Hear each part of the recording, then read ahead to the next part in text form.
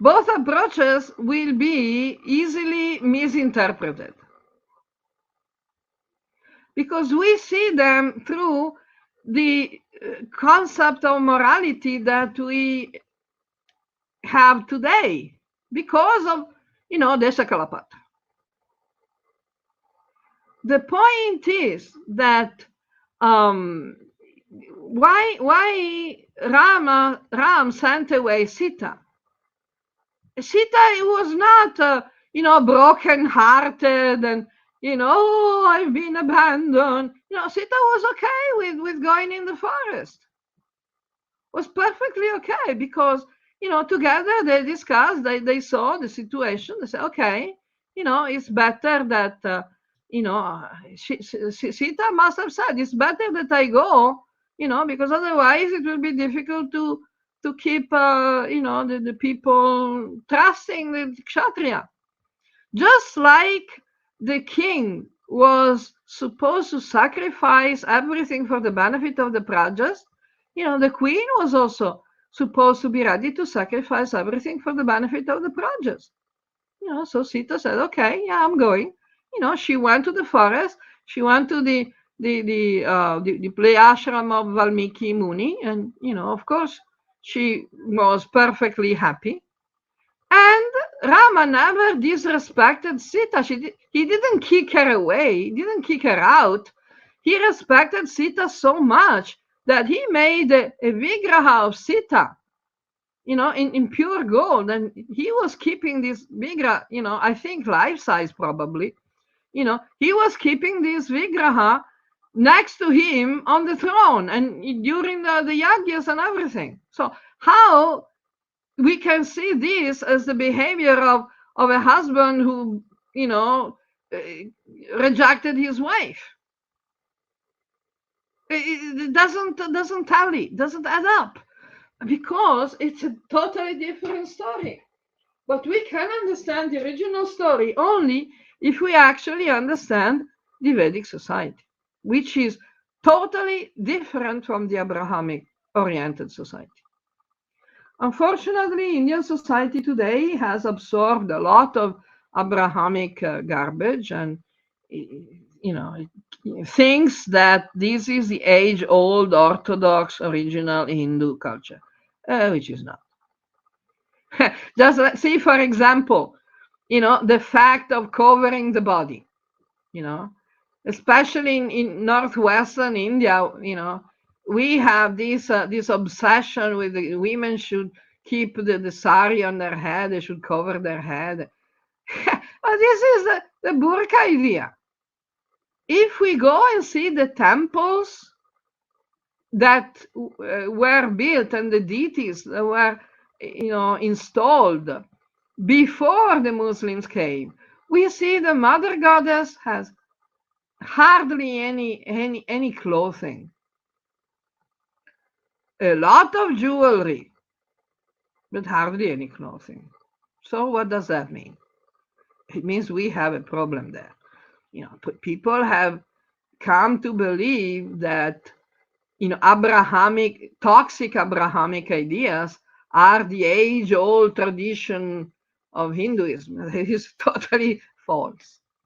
So, is this clear? You have any question, any objections? Especially our fellow Jitser.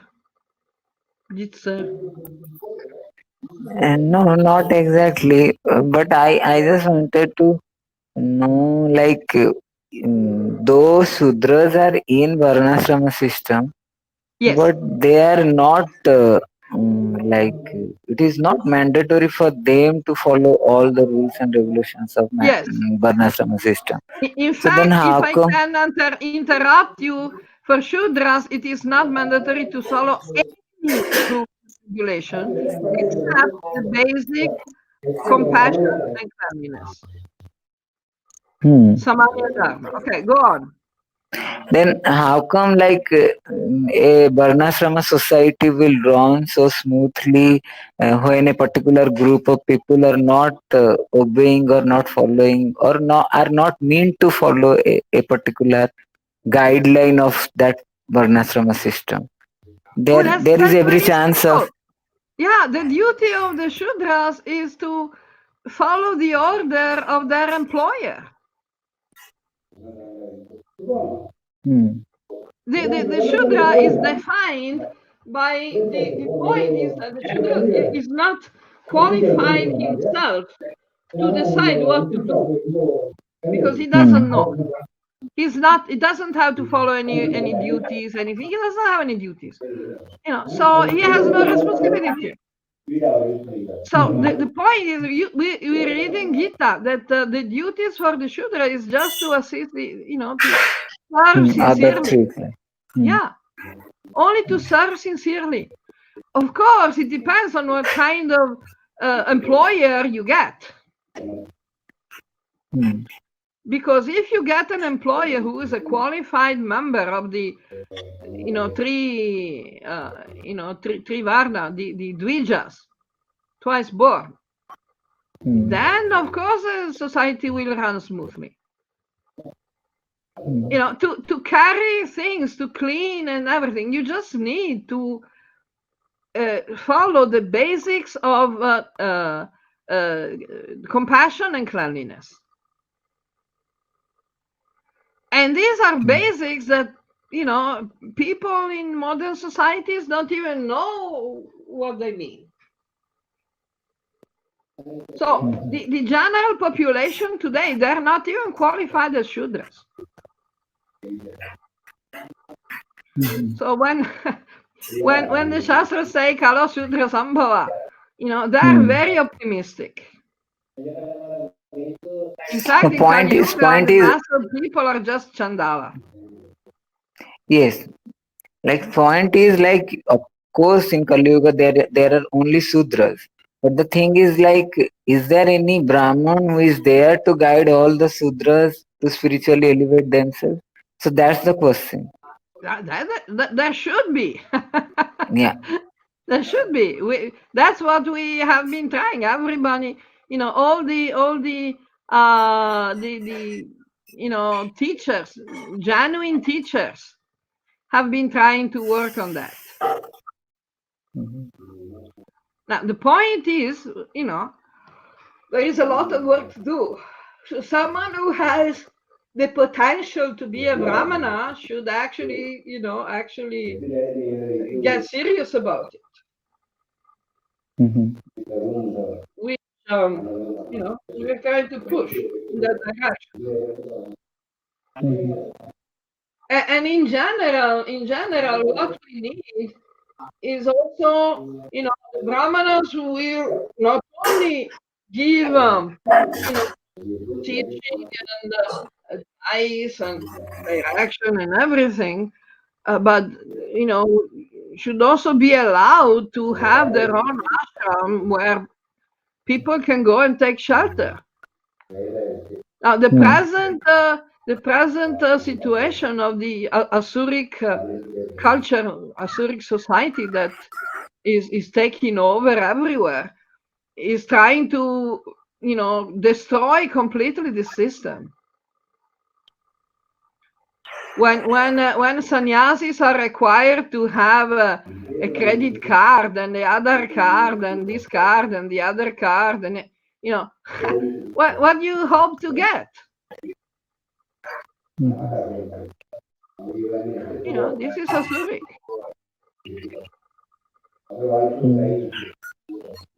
So unfortunately, this is because Hindus are not making sufficient effort to actually understand. In general, not each personal, not in each individual, because there are many individuals like you, nice guys who are making, big effort. But in general, we need more Hindus who make a real, sincere effort to understand what the Vedic society, Vedic knowledge, Vedic science really is about. Not just have opinions. you know. So there's a, getting informed rather than opinionated. Lots of people have opinions. What's the value of opinions? We need to go and verify, go to the source, verify with the source and see what is actually written in the Shastra, not what people think it's written in the Shastra. And this is, most of all, this is my work, my duty. What I'm doing is, whenever I engage in debate with other people, I go and bring up the original Shastra, which I think the best original Shastra is Bhagavad Gita. Without knowing, understanding, and applying Bhagavad Gita as it is, not as it should be, or as we think it should be, or we think we is, the actual text, plural where it's supposed to be plural, and translation, consistent translation of terms, not every time we change, and we even if we want to make a point, we should make a point in the commentary, not in the translation. So we need to go back to the source, which is especially Bhagavad Gita. Then Upanishads as well. Upanishad is the second step. First step is Bhagavad Gita. That's why I'm pushing. So if a sufficient number of people comes to actually understand deeply enough what is the original Vedic system, then we don't need to reinvent the wheel. The Vedic system is perfect. Let's have more discussions about this subject. Let's invite more people to the discussion. Let's see, what they think that Vedic society is supposed to be. Let's discuss. Let's bring it to the table. Let's compare, the Abrahamic ideology, Abrahamic and post-Abrahamic, and see how much of what they think Hinduism is actually from Abrahamic ideologies. Then we wash that away, and what is left, without, after washing away all the actual alien, superimpositions that are non-compatible, then we see what remains. Whatever is compatible with the original Vedic principles, we can accept, because that is also a very important point in Vedic perspective. But the verse of the Rig Veda said, "Ano Bhadra." Bhadra, not Abhadra. So we should take all the good things, Vishwata, from everywhere. But the good things, not the bad things. How can we decide what is good and what is bad? Not by opinion. We have to go by the original basic Shastra, the basic examples. Then we can discuss. So, cultural superimposition is a very important point that we need to explain to people, because that will really help us to to focus more clearly on what we need to do at personal, individual, and collective levels. I don't know. I hope that this is clear and reasonable. What do you think? Yes. So yeah. So in the end, the samskaras are not sacraments. Sometimes they're translated as sacrament, but sacrament is a typically Abrahamic concept, which is a kind of social recognition. But the samskaras are The word samskara comes from the field of psychology. It means impression. A samskara is not a social event. People make it a social event because they have been confused about the meaning of samskara. Marriage is not a social event. The initiation is not a social event. But today in India, the samskaras are treated like social events. And when they're treated like social events, they lose all their power. Because what is the value of a diksha, of samskara like, starting the study or graduating and everything, if it's just a social event? Zero. Then you find Brahmins who have not even the least idea what are the qualifications required for a Brahmana. Because their Diksha was a social event. And people having terrible, marriage and family problems because they thought that marriage was a social event. They have no idea what they're doing. I was very impressed, because once by attending a wedding in India, I was there. Rahul was.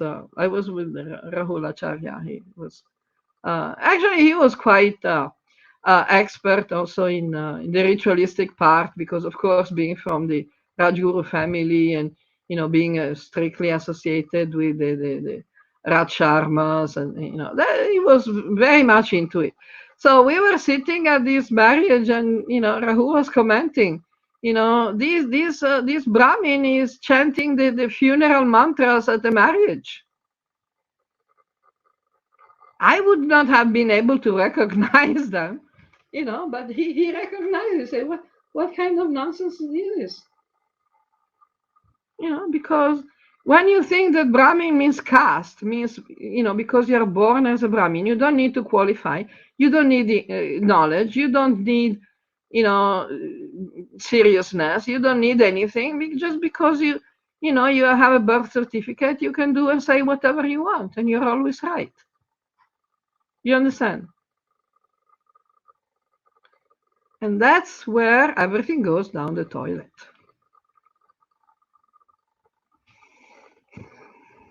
So what we need to do is, first of all, drop all the fake gurus, because they can only confuse people, and go to the source.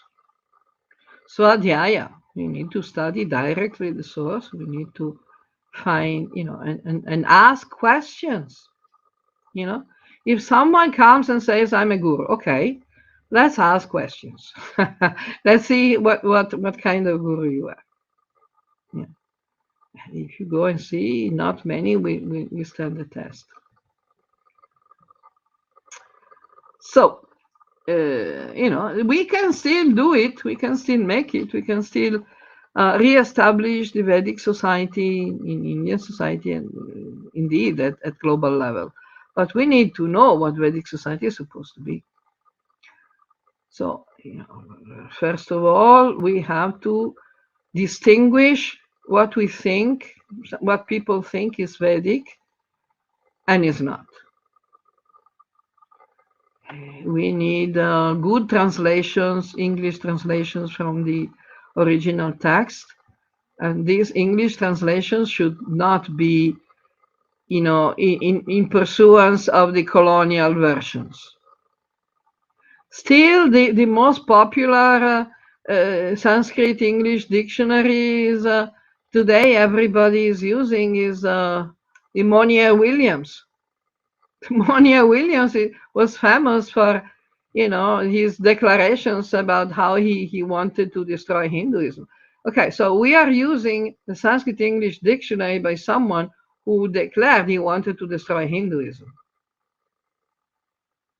Whoa, we need the dictionary. We need the new one. Nobody's doing it.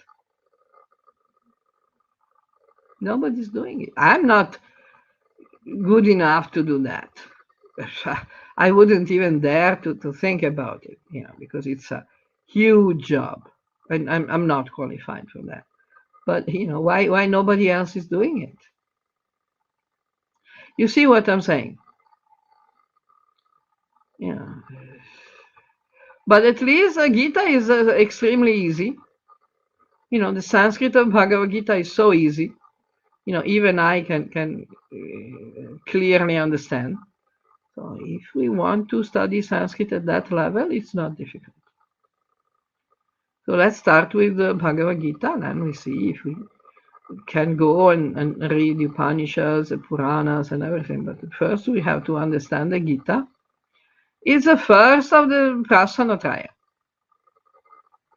We cannot just jump the Gita and go complicated, because that's that's not.